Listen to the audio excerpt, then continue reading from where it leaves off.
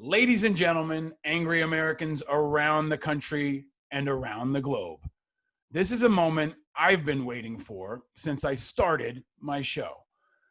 I am very happy to be joined by one of the most intelligent, one of the most dynamic, one of the most interesting human beings I know. The great and powerful Mick Foley joins us on Angry Americans. How are you, my friend? I'm scared now. You've set that bar pretty high for me. You just came on and said he's a former pro wrestler. Then that bar is really low, and all I have to do is just kind of like hurdle over a low bar to surprise people. But I'll try to live up to your expectations. You are so much more than just a wrestler, and that's why I am so honored to have you on this show. And before we were hitting record here, we were trying to figure out where we first met, and it was a long time ago. It's probably like maybe a decade and a half ago, right, Mick?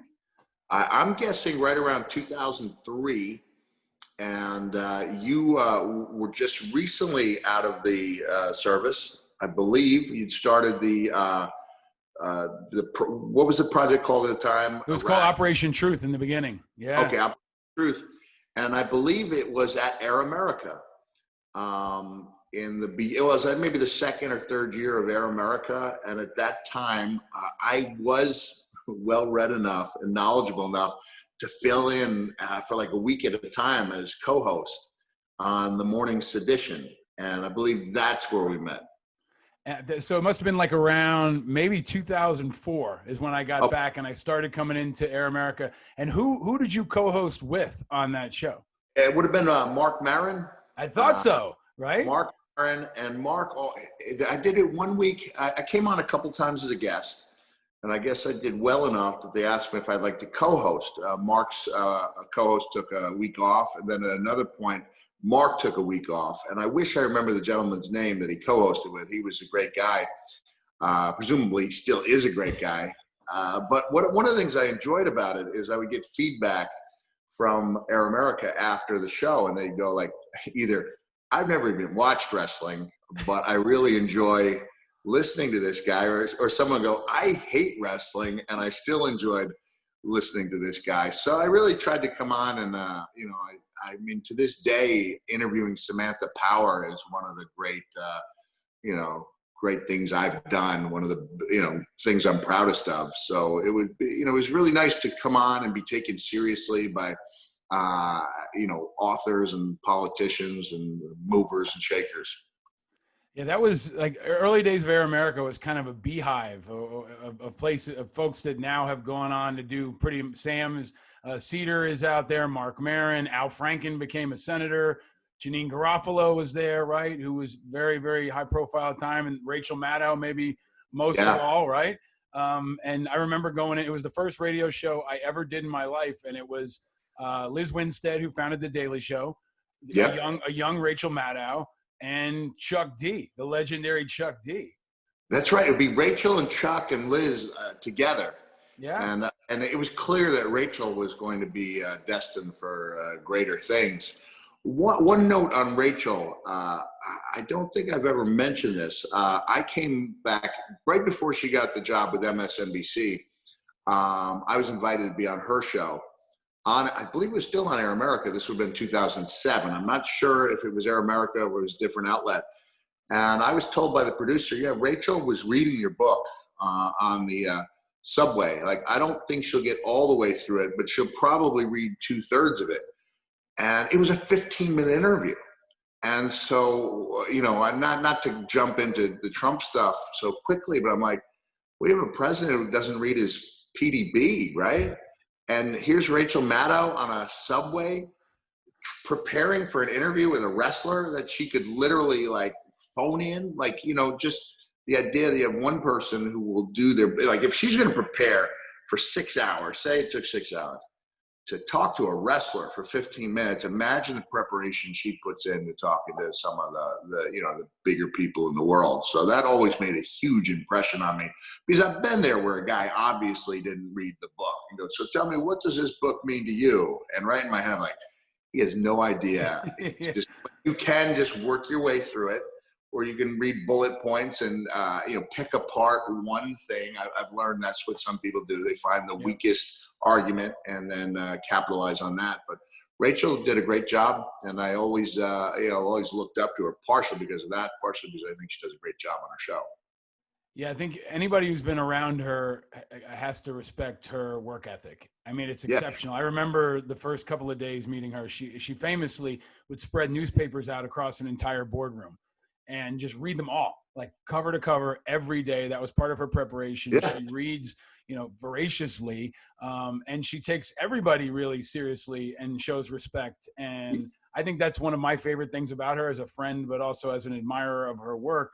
She treats everybody well. I mean, there's a lot of people who I knew in the early days who rose up and treat people like shit or were never, kind or thoughtful. She's always been kind and thoughtful, and deliberate in her preparation, and it shows. But that was a wild place to be, man. I'm a young guy back from the Army. I'm walking down one hallway, there's Chuck D. Another hallway, there's Mick Foley. I mean, that was a hell of an entrance into politics for me, man. But similarly, you were incredibly kind always. So much I want to get into. I want to talk about how you and Trump are in the same class of the WWE Hall of Fame. I want to talk about your videos. I want to talk about your books. I want to talk about Santa and many other important roles you play. But I think maybe the most important role or the most important character that you have is Mick. Like you're an incredible guy. Every time I talk to you, you make me happy. Like I told you when we tuned in, I'm like, my day is already better. You used to always say, have a nice day. Every time you talk to Mick Foley, you're going to have a nice day. So for folks listening to you for the first time, that's what they can expect. But let me ask you, my friend, the last time I saw you in person was at the IAVA benefit at the Classic Car Club. I think it was last November, right around Veterans Day. You were there. You're always there for charities. You're always there for military and veterans, a lot of times when there's no cameras and without any fanfare. But now you're home. The pandemic has hit. How are you, and how are the people close to you? Where are you, and what's it been like for you since this pandemic hit and, over this wild and crazy year? Yeah, I'm doing pretty good. I just want to touch on something you said about the veterans. I made it a point for about at least 2 years in a row. I went to Walter Reed and Bethesda, what is now Walter Reed Military Medical Center. It used to be the Bethesda Naval Medical Center, and the original Walter Reed has been transformed into something else. And I would make it a point to go to Washington, D.C. every month for 2 months to visit the service members who've been injured. And I did not agree with the basis upon which we went to war, but I thought we need to respect and show, our admiration for the people doing the fighting the country has called them to. I really felt strongly about that. And so I met a lot of the most powerful people in Washington at that time. And I know I'm kind of going off on a tangent, but it ended up in a nice conversation I eventually had with Paul Wolfowitz, who was, he was the Deputy Secretary of Defense, because he was probably my most disliked member of the Bush administration, right? But when I would go in there and meet the service members, there was one guy. He did a great imitation of every congressman. He didn't differentiate between Republican and Democratic. He would just say like, "Hey, oh, what happened? Oh, that's bad. That's really bad. Here, let's take a picture." And they would be like, "Well, this guy sits here for an hour and listens to us and tells stories." So I got to. I earned their confidence. And when I would see that Wolfowitz had visited, I was, what was Paul Wolfowitz like? And to a man and to a woman, they all raved about him. And I thought, like, well, am I getting something wrong? Now, granted, I don't think his policies were correct. And he was the guy who said that we could go into Iraq, and Iraq was a country that could start paying for its own transformation quickly. So he was wrong on some things. But when I finally got a chance to meet him, he like cornered me at the Friday night steak dinner they used to have. And I was like, oh no, this is Wolfowitz coming after me. He's like a linebacker running, in pursuit. And so I had made a little small talk with him. And I said, may I be honest with you, sir? He goes, of course. I said, I never really liked you. He laughed. And I said, but I hear great things about you from every service member, and they weren't like that about a lot of people who came in. So, I do try to see things from both sides. try to see where I may have been wrong, how I can better understand the thought process. But again, jumping and going off on a tangent, it just makes what's going on currently so aggravating, because you have, obviously people at the top who just don't even consider alternate points of view. Oh, you want to know where I am, right? Yeah. But that was a good that was a good tangent, especially given that Walter Reed has been in the spotlight now that Trump was there. I mean, I think it's important. I was reading a tweet from a reporter who said, I think it was Abby Bennett. She said, "Please stop calling Walter Reed, everybody. Like, they have shit to do." And like every reporter was calling Walter Reed all week long and forgetting that there are wounded troops there. And I got to tell you, I want to get into this a bit later, Mick, but Wolfowitz coming in is one thing. I probably would have been less restrained than you were, even though I'm not a professional wrestler. But for the other guys and gals who have bodies shattered, extreme injuries, seeing you and a guy that's been through so much must have been really, really inspiring for them. I know it gave them hope. It probably gave them some useful tips on how to deal with pain and recovery. But to see you come walking through those doors probably gave them a big boost. But I want to let you get back to your life story is inspiring. You grew up not far from where my wife grew up, but where have you been, during the pandemic, and where are you now? I just want to touch on one thing you were saying about the troops. There had to have been 4 or 5 different points where I would meet a young man, or I think Melissa Strock was the first woman I met. She'd lost both of her legs, and I'm still in touch with her to this day. But there would be service members who would swear I'd sacrificed more than they had. But I'd be looking at men and women who lost limbs, and I'd be like, I lost part of my ear, right? You lost a leg. 2 legs. And I said, and here's the ear for those people who the good one, the not so good one. What I'm proud of is not that I lost it, but that I finished the match. Like, the irony of professional wrestling is, okay, we're the phony sport, but yet we are the sport that continues when one of the participants loses an ear. So any other thing, let's take a timeout, let's check on this guy. Like, no, we've got an ending, and we're going to get to that finish line, by any way possible. But I had troops who would swear that I'd made a greater sacrifice. And I even told one gentleman, I said, like, you gave up your leg for your country. I lost an ear in a wrestling match, and yet you think my sacrifice is greater? And then they would look at me and think it over, go, yes, I do. So, and also you also kept doing it, Mick, right? And you did it on TV, and you got thrown off the top of cages, and you got, in massive battles with The Rock and other people like that. You kept going back for more and more. When they get hurt, for the most part, they're done and they come home. You keep going back in over for decades and decades and take punishment. I mean, you're not just a wrestler. You're one of the greatest wrestlers ever, and I think one of the greatest performers that we've ever seen, because of your commitment, your sacrifice, your courage, just the insanity of some of the things you've done. And I say that with respect. Like, thank you. It really is. It's superhuman. You're not just you're like the greatest stunt person of our time.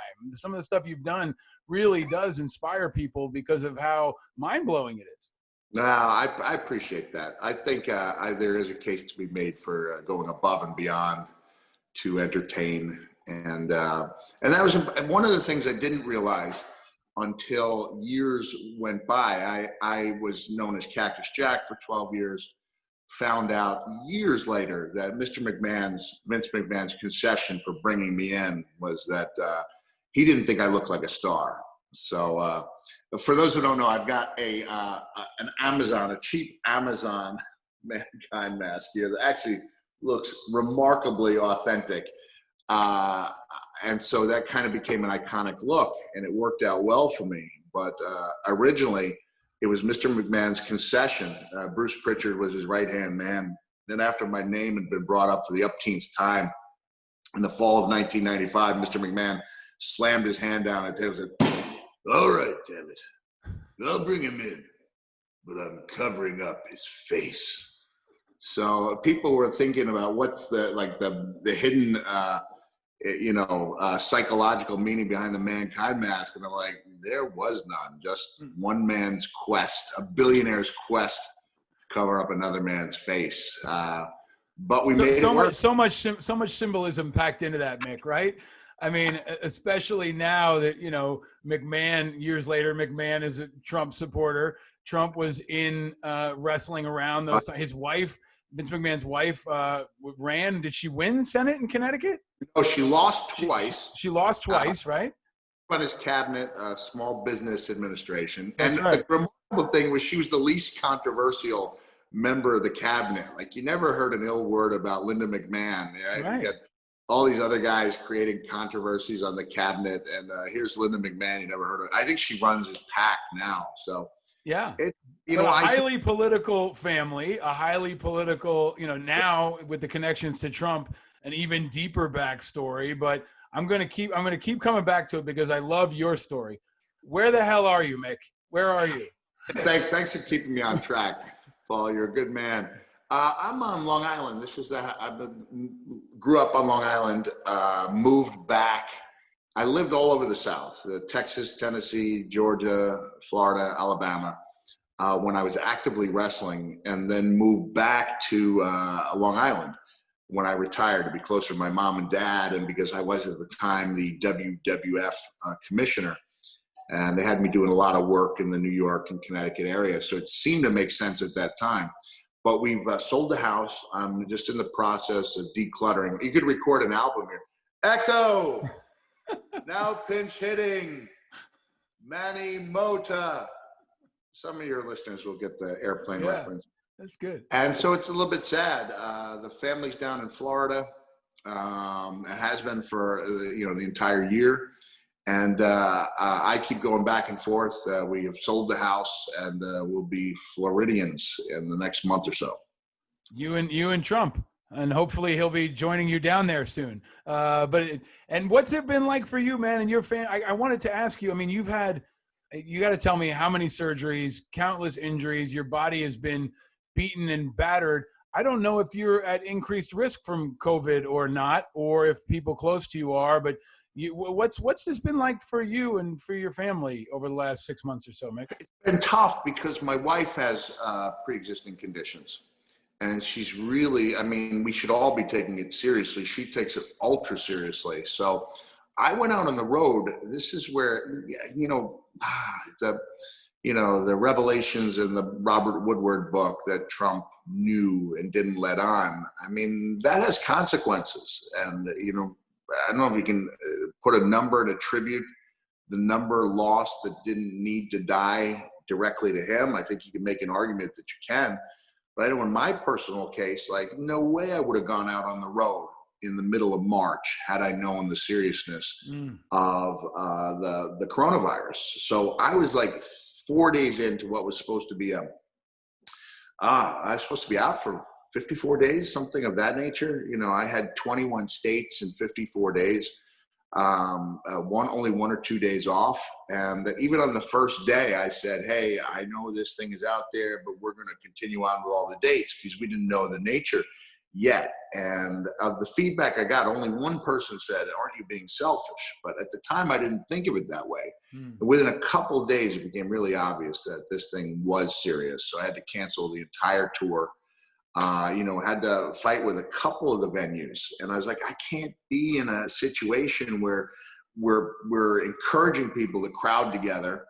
If you're doing a good job, they're laughing. I do a one-man show, so it's not necessarily a stand-up comedy show, but some of the stories are funny. Some of them are touching, some of them are just interesting.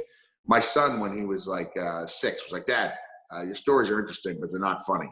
Like, he was always a truth teller. I was like, oh, thanks a lot, son. I appreciate that, but there are times people laugh, and clearly, there's more particles and projecting further. Right. And so I went from having 54 straight days to just having nothing on the calendar for months. And because I'd been out there, my wife really didn't want me to, to be around because of the danger it would pose to her. And so I was in a situation where you realize the seriousness of something like loneliness. This pandemic has exacerbated any condition that someone might have. If people are prone to depression, it's going to make it worse. If they're alone, it's going to make you more lonely. So it really has allowed me to appreciate the little things in life. I started going out. We have a beautiful house on the river, which I never took in. And then I started going out every day to look at the river. Luckily, Cameo Videos came along, and I, for the first time in my life, found a way to make a little money without traveling long distances. So I'd go out there and I'd do my videos, and I bought a little fire pit and started appreciating the little things in life. So one of the things I tell people is, even with bird feeding, you find out that the house, there's a point here. So hear me out, okay? Always. I got all these top of the line feeders, and the house sparrows start coming and flocking. I don't want the house sparrows, right? They're bully birds. No matter what I try, it's different seeds, different feeders, they're adapting. It got to the point where you just want to give up. And then what will happen, Paul, is that at a certain time of the evening, those birds go away, and now here come the chickadees, the nuthatches, the titmice, and that's a word that just makes you happy, right? Just to say. So I tell people the goal in life is to find your titmouse, right? That just find that little thing that makes you happy, that gets you through that day. And I think a lot of us need that, especially when so much was up in the air, the future, so much was unclear. And now we have a better idea of this pandemic, and we're trying to ride it out. We know what keeps us safe. That's what's so aggravating. That's part of the reason I decided to speak out a little bit, because as you know, you've been on me for a while, and I was like, I'll do something 2 weeks before the election, right? I don't want people to hate me. There's a lot of hatred out there, a lot of anger when you express an opinion. But really, the politicization, help me with that word, political nature, I know I could get it right. Two-time New York Times #1 best-selling author can't say politicization of this pandemic is really what made me, turned a corner for me and made me see that maybe my voice is something I should be sharing. That if there are people who are on the fence, and I know your show has a lot of independent listeners, if they realize how agonizing it was for me to make the decision to speak out, get all that angry. I had probably a 95% approval rating among wrestling fans, I was very well liked. And all of a sudden you speak out and you anger a certain percentage of those people, some of whom will come back to you over time and some of whom will not. And I had to make the decision of whether I was willing to lose those people to speak up for what I saw out there. And ultimately, the answer was yes, it's important enough for me to lose some fans and to anger some people, some of whom might come back. I want to go deeper on that in a second, but I have to do rapid fire and get 2 questions in that I am dying to ask of you that I've asked of all of our guests. And sidebar, if folks are listening and you've never watched video of this, we always have companion video. This is the one you want to watch the video for. You want to go over to angryamericans.us. You want to see the Mankind mask. You want to see the epic beard that Mick's got. You just drank something, Mick. What does Mick Foley drink? This is the perfect timing. This is organic. The Mighty Dozen. So it's difficult when you're by yourself. Or organic. It's organic kale juice, which you are so full of surprises, Mick Foley. That, right? You have to get those greens. So when you're not, this is a perfect segue. You're a master of segues, of one-liners. They teach you guys this in WWE school, right? But I want to ask you, Mick Foley, what is your drink of choice when you're not drinking kale juice? What is your beverage of choice if you're sitting by the fire pit and looking at the titmice? Or what's your drink or cocktail of choice? I do enjoy my 1 cup of coffee. I'm going with Newman's Own this time, and I am trying to eat healthier. So I've been having smoothies with the Orgain meal replacement. Yeah. Now, what do you partake in the alcoholic beverages? And if you do, what is your choice there?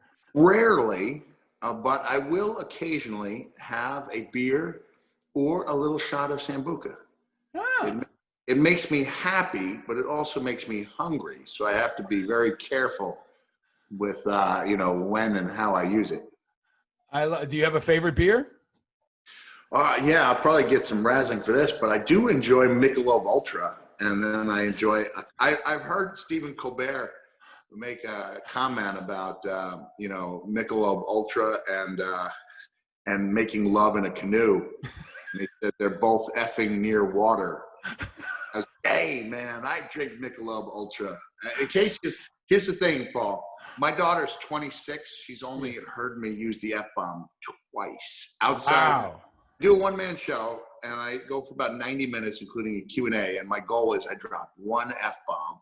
And if I do it correctly, it's the power of the word. I think, you know, the words have a certain amount of power. And when guys overuse them, they lose that word loses that power. So some nights I get a standing ovation for one F-bomb, and it really makes the whole night. Man, there are many reasons you're teaching me and inspiring me. I need more discipline. My 1.5-year-old's probably heard me say it more than that this day so far, but I'm working on it. I'm working on it.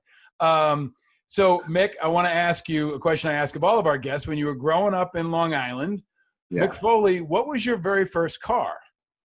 Oh, wow.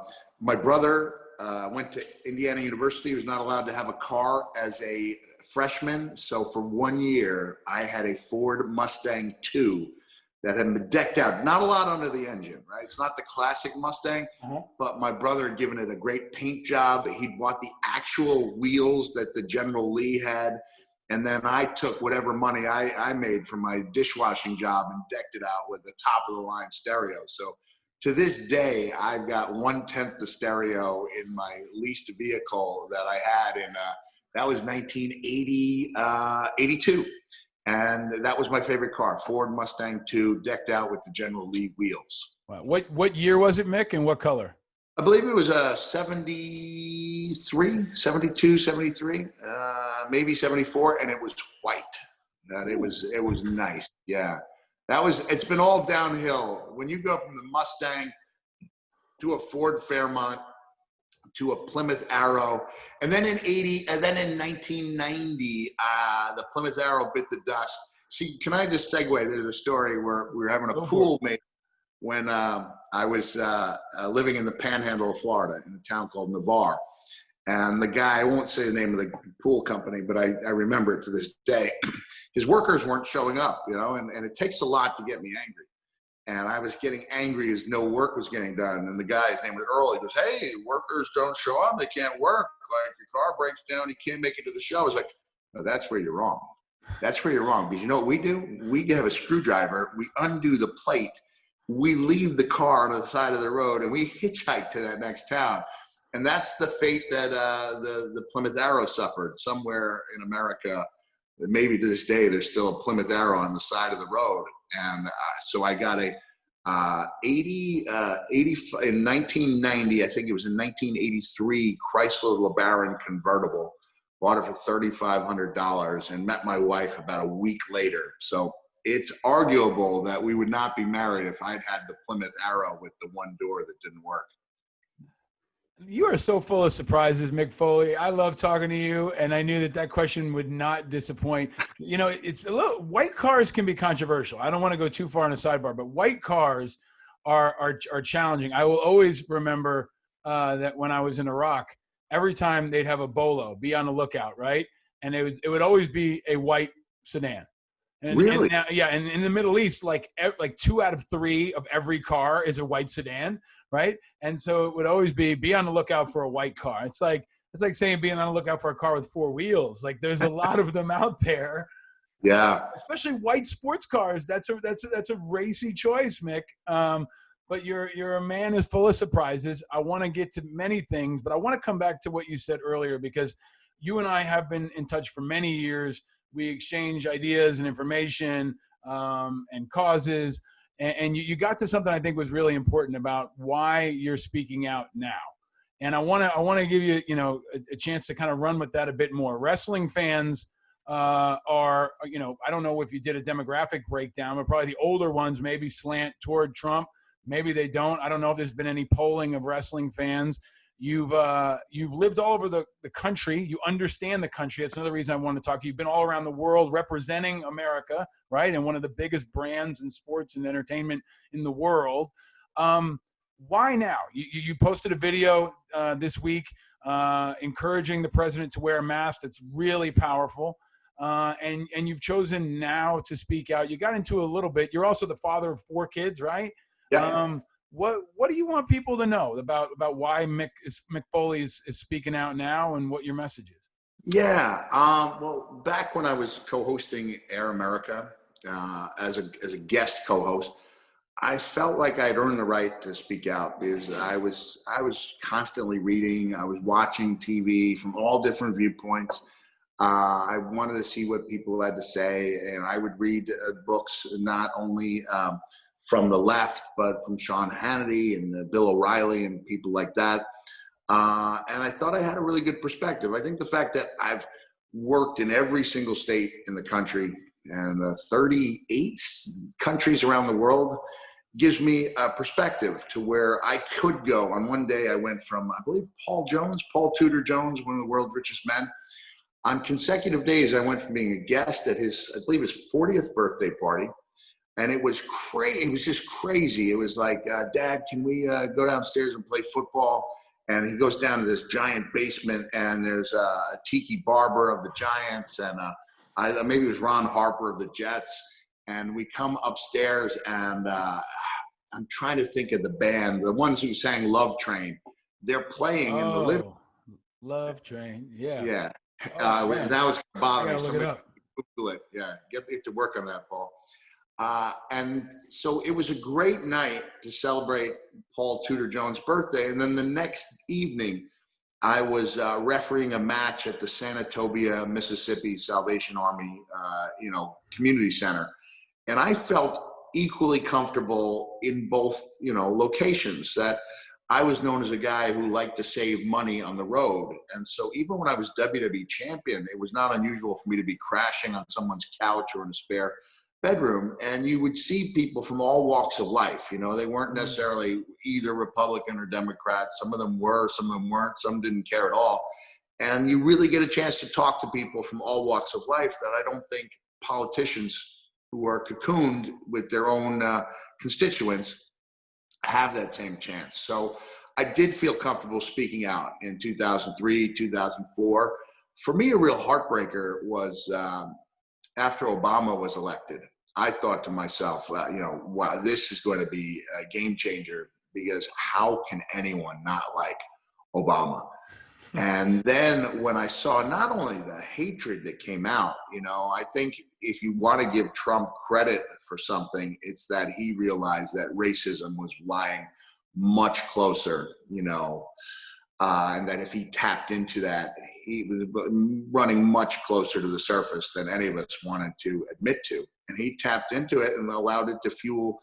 Once he struck gold with the birther thing and saw that there was a market for that, I think he realized he could have a conceivable shot at the presidency.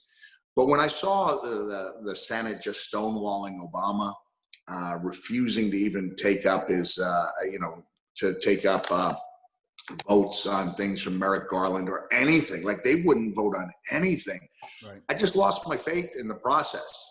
I really did. So even though I did like Obama, admired and respected him, I lost the sense that I could make any kind of a difference. And so I rarely spoke out about politics on social media. It really wasn't until Trump started running where I did a couple things towards the end. And Paul, what I found was that people felt like they could express their anger much more readily than they ever had before. Yeah. So, for example, when Obama was making his final speech, I put to the country, I put up his photo on Facebook and a simple statement that said, "I will miss this thoughtful man." And whatever you thought of Obama's politics, whether you agreed or disagreed, I don't think you could argue that he wasn't thoughtful, right? That's all I put up there. And I was so shocked by the anger that came out. Now, granted, 80 to 90% was positive. And of course, most people aren't commenting at all. And it got a lot of likes, shares on Facebook. But I was really struck by how angry people were and how they felt now much more comfortable to express that anger. And I think we've seen that over the last 4 years with Trump supporters, that the whole idea of agreeing to disagree without being disagreeable has become really an antiquated notion. Up until the last 3 months, the only time I spoke out, though, was when something would really make me angry. Like when he would be bad-mouthing John McCain after John was deceased. And I would put something out. Like, I just couldn't help it. Like, I'm watching, real Donald Trump bad-mouthing John McCain, and it's making me sick to my stomach.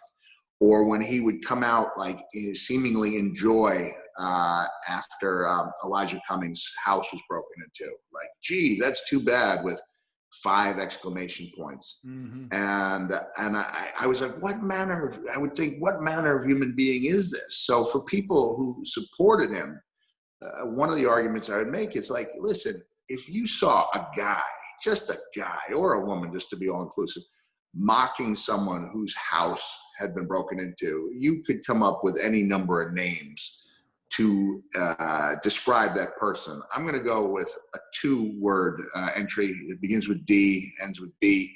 That would be my word for that guy. But then when you realize that guy has 80 million followers, whether or not they're all real or not, it's still 30 to 40 in a lowest case scenario. So you take a guy who'd be a simple DB for mocking someone who has had his house broken into, and now you multiply that by tens of millions of people, and I just think that's a really cruel individual. And I don't think we should have a cruel individual as president of the United States. And originally, Paul, I think when I said that I would do the show, I said, get me closer to election time. I need to be able to show my grandchildren that I tried to do something. And originally that was my goal, was speaking out a little bit, just to say, okay, I do have a record here to show that I tried to do something. Not that I thought it would help at all. But as this madness continued, I thought to myself, what if I did have the opportunity or the potential to change a few minds? If people knew that deep down, I want to be liked by everyone. I mean, that's why you get into wrestling, because you want total acceptance from complete strangers. You dress up in some of this weird type of fictional fantasy warfare and put yourself through great trials and tribulations to earn approval from total strangers, right? So deep down, I want to be liked. But at this point, speaking up and maybe swaying people, you don't know. I asked a couple of the guys, Dave Bautista and Kevin Nash are 2 notable WWE Hall of Fame wrestlers who speak up frequently. And I was like, how do you handle the negativity? And they said, you just, you mute some of it, you accept some of it, and you try to sway a few people at a time. And who's to say that those few people might, flip Texas from red to blue, or right, Georgia, or even South Carolina. And so my hope with this election, and clearly, this is not something I'm doing single-handedly, but if I'm willing to do it, hopefully there are other people out there willing to do it. And what I'm hoping is that despite his greatest attempts, to lessen the outcome, right? Which it's clear, I think, to any fair-minded individual he's attempting to do. If we could somehow flip Texas, Georgia, South Carolina, it becomes a repudiation, not just on Trump, but on Trumpism. Right. And then the Republican Party is forced to rebuild in a way that's much more constructive to all of us. So that's my hope, is that I can be part of a movement that that wins the election and possibly even makes it, a landmark decision against what Trump stands for. I think you are. You are having an influence, and you're having an influence in ways, Mick, that I don't think a lot of folks can have. I think there's a lot of noise, but in these, final days and weeks, I think I've talked a lot about how the losers and suckers comments really hurt Trump with people who could be moved, independents, yeah, Republicans who might flip the switch in the other way. But I think you talk to a demographic, you talk to parts of his base that are maybe movable, and maybe that moves Florida, maybe that moves a couple people in Arizona, and I'm grateful for it. I know it's a time where you will, have people. It feels like your family turning against you, right? People have supported you your whole career, and now they're coming at you because of this stand. But I think you're doing the right thing, and something that your grandkids are going to be proud of. we will also, I looked it up. It was the OJs that did Love Train. So you were hanging with the OJs. And I think that shows, that story you told about being in Paul Tudor Jones' house and then being, out in the field is kind of part of why your perspective is so valuable. You're the ultimate uptown, downtown guy, right? And everywhere in between. But you also have a viewpoint of having seen Trump in this really weird way at this very important time. The two of you were inducted into the WWE Hall of Fame at the same year. So I want to ask you, what was your experience with him when he was in the WWE, when he was wrestling at WrestleMania? Did you ever get a chance to body slam him? Tell us about that time where Trump and the WWE were intertwined. Sure. I never actually had a chance to speak to him until the Hall of Fame, and even that was a very short but pleasant conversation. When he came in, I can't remember, it was 2000, I think it was 2007. He did play a major part in the biggest angle of the year, which was Mr. McMahon and Donald Trump had wrestlers representing them. I think it was Umaga for Mr. McMahon and Bobby Lashley for Donald Trump. Right. And the loser, if Trump's guy lost, it was hair versus hair. Either Vince or Donald Trump was going to have their head shaved. And both of them had kind of iconic hairstyles. So knowing that one of those gentlemen was going to lose their hair was a big part of WrestleMania. At a certain point, I was in contention to be Trump's guy.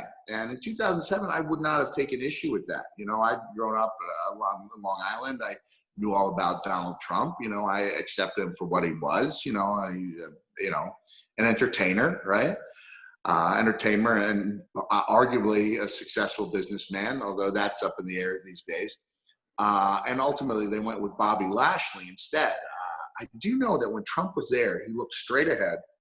He did not talk to anybody or make eye contact, but I would hear from people who were in meetings with him that he was a pretty good guy. So this is where I'm going to say, I have heard anecdotally about nice things he's done. A check he wrote for someone who was pretty much a stranger to go to college, probably out of the Trump Foundation, probably not, all right? But occasionally there would be moments. Dee Snider, is a friend of mine, was a friend of Trump's. He thinks his politics have gone off the rail. I know a young lady who dated him after his divorce from Marla Maples, and she spoke highly of him. Not much of a dancer, though. And my only interaction with him was that after I did my speech, I went on first. And that was a point of contention because I heard during the week that Trump's speech was going to block out mine from airing on television. And I let that get to me to the point where I was going to come on, I was going to take off my ring, throw it into the crowd, say that this night meant nothing on me and being inducted was the biggest mistake I ever made. And then I gathered my cool. I realized my children were going to be out there, that I'd likely not be addressing a crowd of that size again in my life. That was Madison Square Garden, where I grew up taking trains to, hitchhiking to see the matches. And I just accepted it for the honor it was. I gave what I thought was a really good speech, or at least the president did, because I went through the curtain. Mr. McMahon gave me a hug. The Undertaker watches with Mr. McMahon. He's not out in the crowd, like giving the thumbs up on camera. I gave him a hug, and then I walked through the curtain. The first person I saw was the president with at least two of his children. I couldn't tell you. It was Ivanka and either Don Jr. or Eric. I can't. And he goes, "That was an excellent speech." And I said, "Well, thank you, Mr. Trump," which I thought meant, "Would you like to be on Apprentice?" But I never got that call. I was on. This is the type of friend I am, Paul. Dee Snider called me up. I was busy doing something, and he goes, "Hey." Dee Snider, who is the legendary lead singer of Twisted Sister.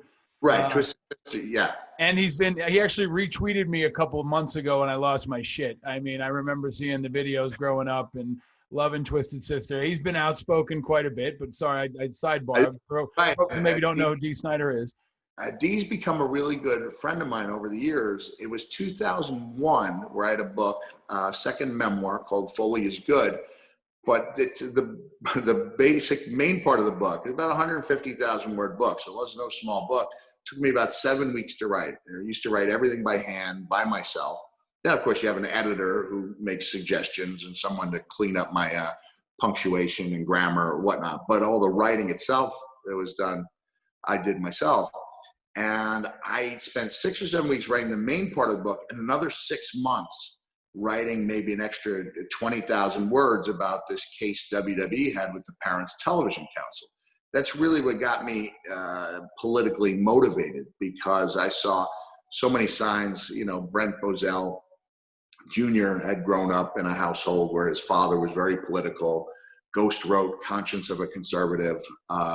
They were taking great issue with WWE's programming at the time. And so I said, Joe Lieberman was on their board, and I thought Joe was being taken advantage of. You know, he would say, I don't watch the shows, but I read reports. I was like, read reports? Well, read a report on Hansel and Gretel, and you have a story about child abuse, child abandonment, cannibal, you know, run it down, you know, starvation, burning by fire. Like, you know, anyone could make a report. Just an example, okay? Right. I was cited by the Parents Television Council for making like 7 references to my genitalia, okay? So, and this is what went down. So I'd been in some matches in Japan that involved explosives, okay? I know it sounds silly, but you'll do incredible things when you have children and a mortgage. So I'm talking to Shane McMahon as the commissioner, and he's afraid to take on The Undertaker. The Undertaker is a legendary mythological character in WWE lore. And I put my arm around him and I said, Shane, and I want you to count the references. I said, did you know that when I was in Japan, I lost both my guys? 1 reference. He said, both of them? 2 references. I said, both of them. And then I said, no, just kidding. There they are, 4. And I opened up my pants and said, there you are, you little rascals. And I waved at them. 5. None of them going beyond G-rated territory, but yet seen by the Parents Television Council as being references, lewd and dirty references to my genitalia. And I was the first guy that really looked at it and said, well, where's all this coming from? Well, it's coming from 1 report from Indiana University. And so I called the guy thinking I'm just going to get his voice message. I can at least say that I tried. And he talked to me, Dr. Gans, I think his name was. He talked to me about an hour. I took all these notes and I asked, has anyone else called you? He said, no, they just accepted it on its face. And so I said, like, you know, the references to the genitalia, for example, I said, so they did this thing called a crotch chop, you know? Yes. And, you know, now you could argue it shouldn't have been there. I had this one memorable occasion at Disneyland, like in 2000, where my wife goes, I think Pooh Bear is trying to communicate with you. Pooh Bear is a non-speaking Disney character, not a face character like Cinderella, Snow White who can talk. And then I have one in I'm holding up to the camera. I have a 1.5-year-old. Thus, here's Pooh Bear. Pooh Bear is a very influential character in our family. Yes. Now please tell me the terrible thing about Pooh Bear, Mick. He did the crotch chop to me. He went, boom, chopped his crotch like that. And so I asked Dr. Gans, like, do you count it every time it's done? He said, if they do it, I count it. Well, there was a guy named X-Pac who was a good friend, but he was real proud of his genitalia. He would come out and do like 20 of them in a row. It's like, well, that's just 4 seconds worth of a guy going like this.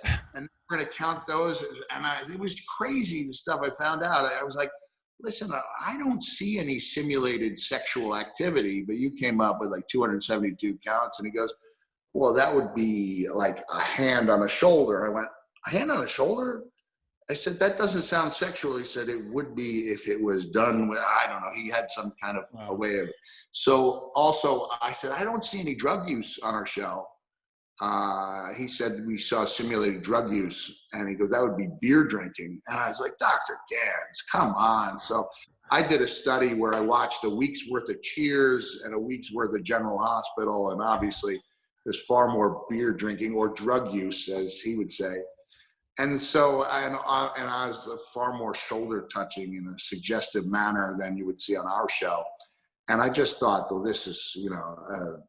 So this is all pre-Trump, right? This is all pre-Trump. Now our norms and mores are like out the window. I'm glad you brought up the beer drinking, because the irony of Trump's time in the WWE is that at one point he gets into it with Stone Cold Steve Austin, right? And Stone Cold, I think, does a stunner on him. But Stone Cold is the people's champion. right? Yes. Stone Cold represented the angry white man that kind of embodies now who seems to be Trump's base. So it was ironic. I even dressed up like Stone Cold one time for Halloween, sidebar, one of my many costumes that was very popular. But and my son was Hulk Hogan, and my wife was Randy Savage, which was pretty amazing. Yeah, frills, the whole deal. It was amazing. But point is, it's kind of ironic now looking back on it. I watched the video that Trump basically gets annihilated by his base, right? It's like the real people's champion is the person who speaks out not against the man, but against Trump, who is the man, and he gets stunned by Stone Cold. So I wonder if that brings us to the fall where maybe it all comes back around and America kind of does a Stone Cold stunner on him, because he's become the man now, right? The guy that he sought to oppose, he is that authority figure now, and it's come full circle. Let me ask you, you kind of touched on it earlier, Mick, a question I ask of all our guests on a very basic level. You're a wrestler, you're an author, you're a man of great wisdom, and we talked about it earlier. We talk about a lot in this show about anger, and I think it's a natural response, and what you choose to do with it is so key. So we ask everyone, Mick Foley, what makes you angry? Petty cruelty. Yeah, petty cruelty. I've got a paperweight that says no act of kindness, however small, is ever wasted. And I would say conversely, no act of cruelty, however small, is ever truly forgotten. And I come back, I'd just been on the Today Show in 2001. I was interviewed by Katie Couric. I got invited back for a children's book I had in October. So I asked my publicist that very mature question. Does that mean Katie likes me? It's, well, they just booked you 4 months in advance. It means somebody likes you. And I go out to watch my son's Little League game. And here I am, former 3-time WWE champion with 2 of those victories over Dwayne "The Rock" Johnson. I want to come back to that. Okay. And I'm sitting in a bleacher, and I go back to the last time I was on a Little League field where an opposing coach was making fun of the way I ran, the way I threw. He says to his players, look at that, a guy runs like he's got a dump in his pants. And so now I'm behind the plate, and the umpire, who now, believe it or not, or at least was the head of women's softball in the United States, Kenny Erickson, great softball coach, but at the time he was just the older brother of a good friend of mine. And he hears me doing the John C. Reilly Step Brothers cry. He goes, "What's wrong?" And I go, "Coach, he's making fun of me." And all of a sudden, 25 years later, whatever the case may be, I'm brought back to being that kid behind the plate, fighting back tears because it's just a stupid comment that an adult who should have known better made. So yeah, I'm a real strong advocate of kindness. And you demonstrate it every time. People who've been around you see it. You've been really committed to children's causes and written children's books, and you're kind. You play Santa. I want to talk about Santa. But before I do, you mentioned The Rock. You beat The Rock twice, right?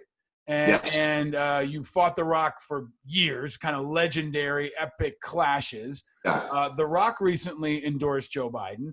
There's been talk about The Rock as a legitimate future political candidate. I also noted that when I look back on the Trump tapes from the 90s, at one point he's interviewed by Jesse Ventura, who asked him to endorse him when he was running for president. He had been the governor of Minnesota. This is not, uncharted territory. Do you think The Rock will actually run? And what do you think about The Rock as a candidate for some office or politics in general?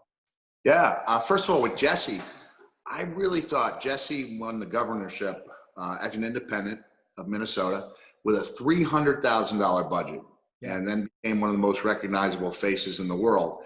My mom to this day has, well, she has it because I gave it to her for Christmas. It's a poster-sized photo of Jesse holding my arm up after I won the title at SummerSlam in 1999. But I really thought Jesse could usher in a strong independent party. And I really would like to see that in the future, because I think if you have a strong independent party, and even if you have 5 senators who are independents, 20 congressional representatives. Now that makes everyone a little more honest, I believe. I just think it'd be really constructive for our country. But as far as The Rock, yeah, I was asked on TMZ about it, and they wanted me to say, would you run for vice president? I said, wait, let me make this really clear. If I say I'm vice president, this becomes a joke. I want to make it really clear that I don't think Rock running for, or Dwayne running for the presidency is a joke. I think somebody who could bring people together from all sides, he says he's an independent and a centrist. People of all walks of life see him, he comes from a Samoan and African Canadian, I guess, has African North American ancestry. His dad came from Canada, his father's family from Canada. People are kind of colorblind. Like, they don't see a race, they see a human being. And I think he would be in a unique position to bring the country together. He took a lot of flack for coming out and endorsing Joe Biden and Kamala Harris.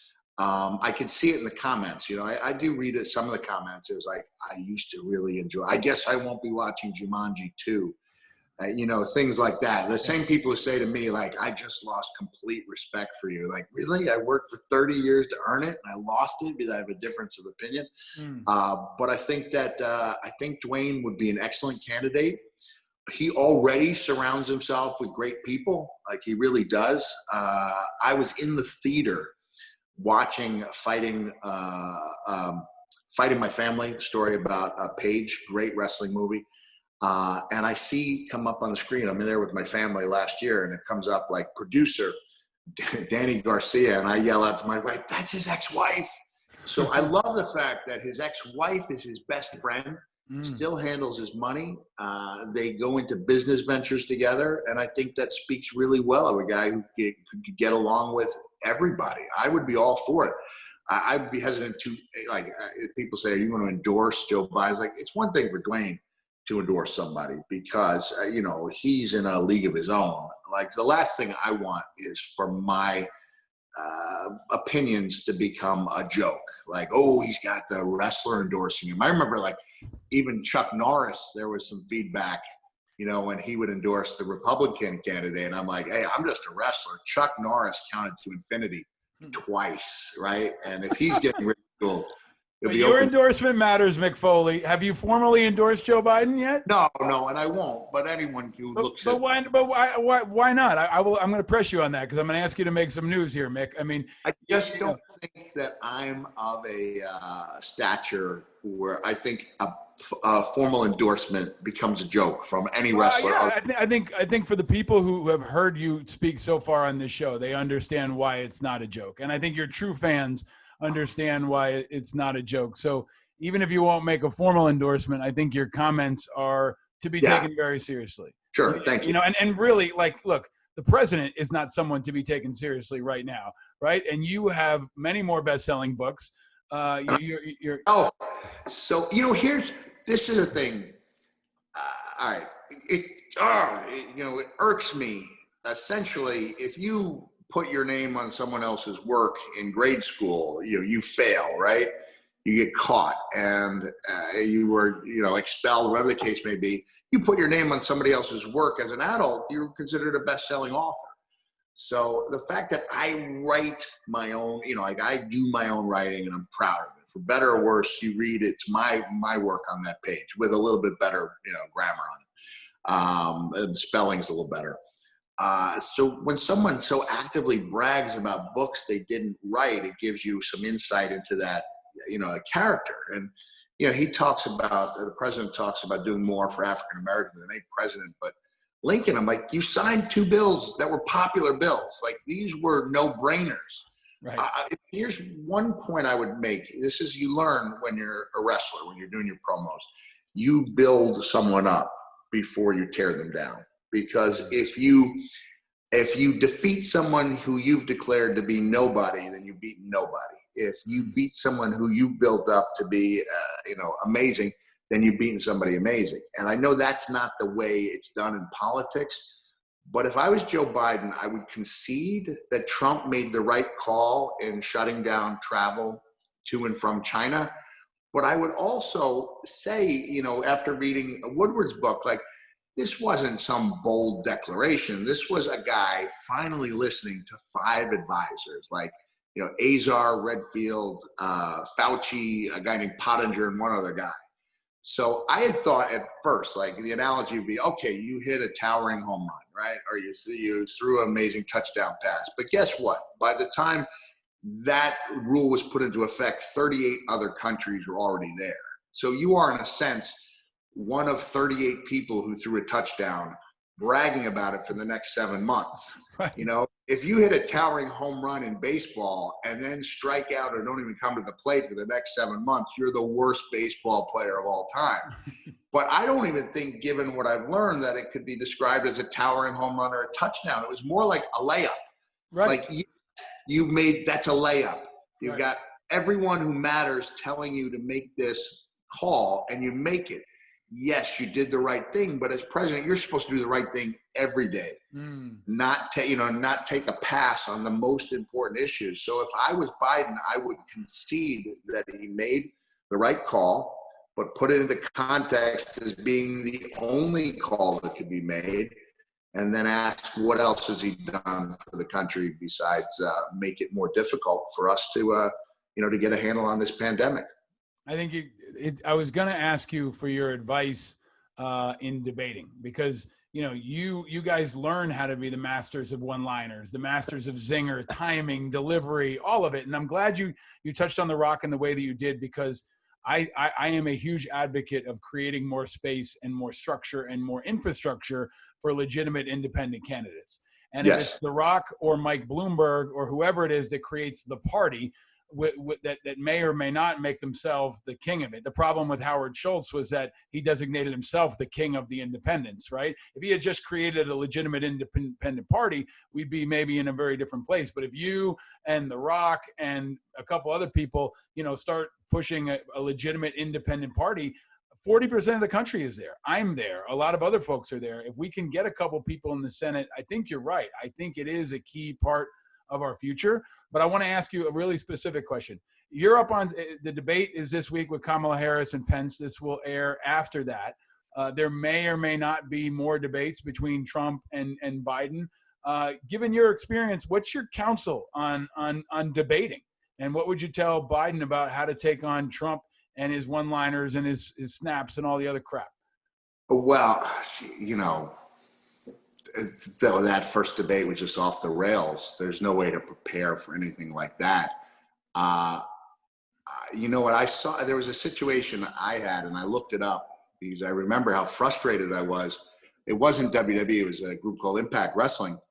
And it was a pretty serious situation. It was coming to addressing the concussion that one of the performers had, and the decision not to let him wrestle. So it's where fact meets fiction.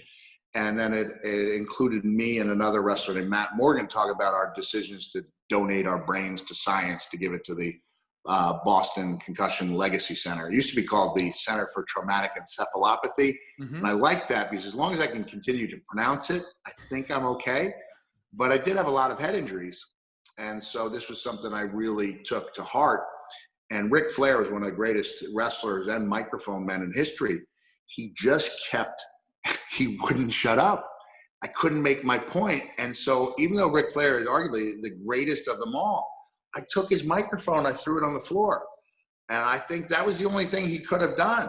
I think that's right. I've said this, that he kind of walked into a trap in that he had rules that were there to empower Trump. Nobody could cut his mic. He had a Fox moderator. I mean, he was kind of, the stage was kind of set before it even started. So I think what he could have done to prepare better was to, disrupt the rules or create a way to disrupt Trump before he could disrupt him. But now we're going into this uncharted territory. I want to get to something, Mick, that you did touch on. You have experienced unimaginable physical pain. You've seen the ups and downs of life. So you're a true rags to riches story. And you always bring positivity. And in these tough times, I think people need it now more than ever. So, Mick Foley, what makes you happy? Oh, wow. Well, hey, I think I don't brag about much, but I don't think you would be incorrect if you said this beard was approaching epic proportions. So I have, this will be my 9th year in the red suit. You said I play Santa. I had to bite my tongue. Sorry. I don't play Santa, Rykoff. I become Santa. So I'll show you, like, this is, I've got my belt here. Unfortunately, the belt doesn't fit me. I have to order a new one, but it's like, oh, it's not just any belt. It's like, oh, it's the hand-carved leather, and it's like the detail in the belt buckle. So that's like if there was a Santa belt championship in the WWE, that's what it would look like. I mean, that's a serious belt right there. So even last night, one of the things I do when I had my hip replaced in April 2017, my knee replaced in September 2017, a lot of time on the shelf. And so I spent about 3 to 5 hours every day working on my handwriting until I felt like it looked like Santa's handwriting. And so now one of the things I do is I send out handwritten letters from the big guy. And they're time consuming. So I probably do about 50 or 60 of those a year, but I do a couple a night. I just enjoy going back to my happy place, which is Christmas and being Santa. And I look forward to spreading joy as that beloved character. So this beard will be white in December and it's going to look epic. I do wear a wig. And I've got to be, I try to bring the same commitment to character that I did to the characters I portrayed in WWE. And so I've got this, I think it's a pretty telling story about my son and I when he was my elf before he got older.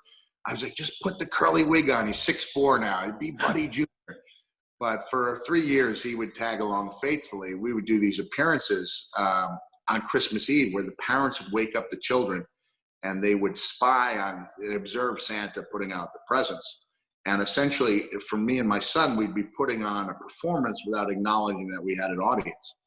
And we'd get really nervous, get butterflies before we went in to do our thing. And then he would just pull off the lines perfectly, like, Santa, we don't have time. We lost an hour ago over the Atlantic. Oh, there's always time for a cookie, little buddy. And we just had the best time. And then you get the text message from the parents, usually within 3 minutes of leaving the house. And they are as happy as they will ever be in their lives. And I turn to my son and I say, buddy, I feel like I just had a big pay-per-view match. And he goes, but Dad, there were only 3 people there. I said, it doesn't matter. It's just, the idea of creating a memory and creating something magical that in some cases they'll remember for the rest of their lives. I'm so glad we got to that because what you do really is special. You are Santa. I apologize for the mistake. Thank you, Paul. Played. The beard is epic. Then let me ask you this as we kind of wind down here, Mick. In any of your characters or as any of your characters, this is a hard time for America. It's going to be a hard couple of weeks ahead, probably a couple of months ahead. You're a guy who's experienced unimaginable pain, right? But you keep a positive attitude. You keep inspiring others. You represent a lot of the best of what this country is all about.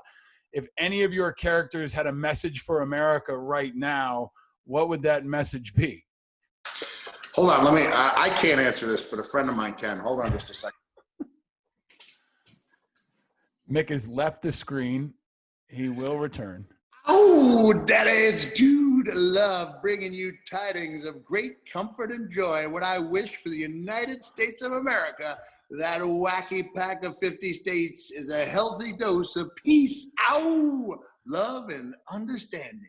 Have mercy. Bravo. Thank you, Dude Love. Oh, was that Dude Love? Thank you, Dude Love. I was hoping we'd see Dude Love today.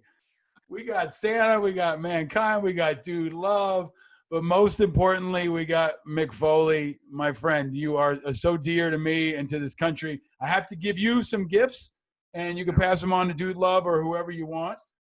We can't do this in person, but we will do it down the road, I promise. So in the meantime, I got some Angry Americans gear coming your way. It is now available on the Angry Americans website. They're back up in there for folks to get hooked up. Super comfortable. We don't have tie-dye, but we might have to do tie-dye, man.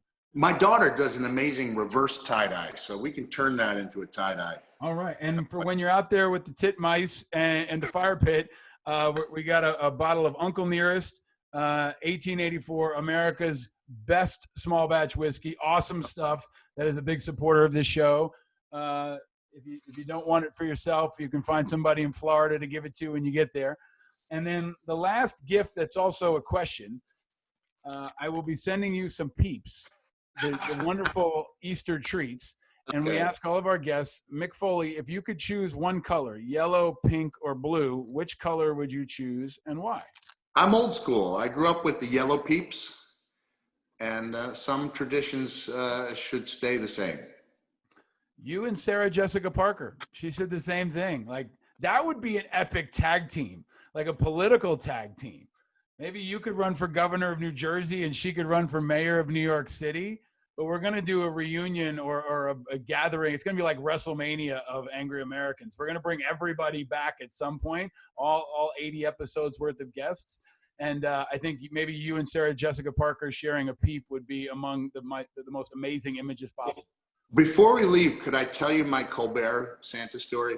Please. Colbert joined us a couple weeks ago, and I would be I would be derelict in my duties if I didn't give you that opportunity. Please do. Okay. So I used to love the New Girl show with Zoe Deschanel, right? Yeah. Love Zoe, love the show. And I got an offer to be Santa on an episode. And I had to fight the urge to just take it sight unseen. And the money was good. And I would have had to audition, but I had a feeling that I was the front runner. And then I get the script and it's like, well, it's a phony Santa. And he's like a perv Santa where he's talking about his North Pole. And I was like, I can't do that. I can't do it. Can't do it. I don't care if I love the show. I can't be I can't be that guy. Santa's got to be true to me. And so then another offer comes in for the Colbert Report. And my agent tells me, I think it's along the same lines. I said, I hate to do it. I love the Report, but I have to pass on it. And then I watch, it's the final episode of the Report. And Santa is in a sleigh. Steven joins him and they fly away into the sky for the final shot ever, the Colbert Report. I was like, that should have been me. They treated Santa with deference and kindness and respect. And I was hurt. I'm angry at myself for weeks for turning that down. Would have loved to have been the Santa who flew into the sky with Stephen Colbert. I was there for that final episode. I didn't get to talk to Stephen about it, but I was like the least famous person there. And I was standing like behind Willie Nelson, right? Like Willie Nelson standing one side of me, and then like Bill de Blasio and Big Bird and like Doris Kearns Goodwin. It was the most random assemblance of people I had ever seen or been at in my entire life. And the only way it would have been more perfect is if you were there. So I think we have to do a makeup call. We'll get you and Colbert together. We will fix this, and maybe just in time for the holidays. We're going to make this right, man. We're going to fix this. Hey, thanks, Paul. I know we were going to talk about the video I put out. I don't know. I think we've ended on a perfect note. But if someone has a chance, can we discuss that just for a second? Please, go for it. Go for it. I think it's really important. I was going to play a clip of it, but I think it's better if you talk about it.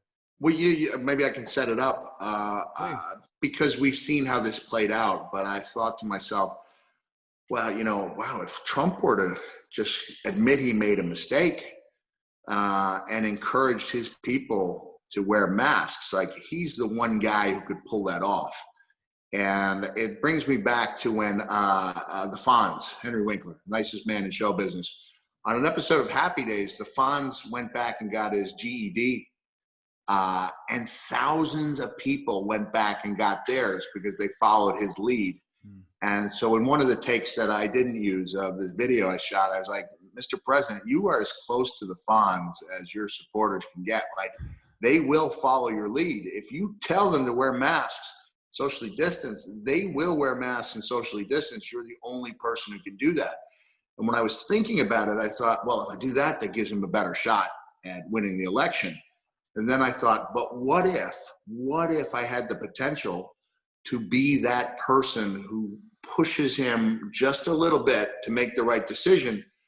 Could that conceivably it would save tens of thousands of lives if he could convince his supporters to wear masks. That's the single biggest failing of his presidency, was that he politicized the wearing of the mask and social distancing. And then I thought to myself, well, if I have a "It's a Wonderful Life" moment and you realize you could have done something and didn't, that would be, you know, what if is the two dirty, with all respect to titmouse, which is actually one word with a hyphen, or just a compound word. What if are the two dirtiest words in the English language. I thought, I have to throw it out there. Address him personally, make it clear it's not a joke, and just say, Mr. President, you have a chance to do the right thing. Whether you win or lose the election, if you do this, if you encourage, you know, millions of people to wear masks, you will go down as a hero and a good man. If you don't, history is not going to be kind to you. And within 24 hours, it was clear that he was going in opposite direction. Yeah. He was doubling down on this virus not being as serious as people thought. And as a result, I mean, tens of thousands of people who don't need to die are going to die. So I at least put it out there. It was a serious video. It was meant for him to look at. It was said in a respectful way. But I really wanted to take my shot, and I took, and it missed. But at least I took the shot. It didn't miss yet, Mick. It's bouncing around. Okay. Like any really good shot, it's kind of it's bouncing around, and it may hit a couple things. It may land. It's going to be like, you know, the JFK bullet, right? It's out there. Buzzer beater from last year. It's out there, and we're gonna amplify it.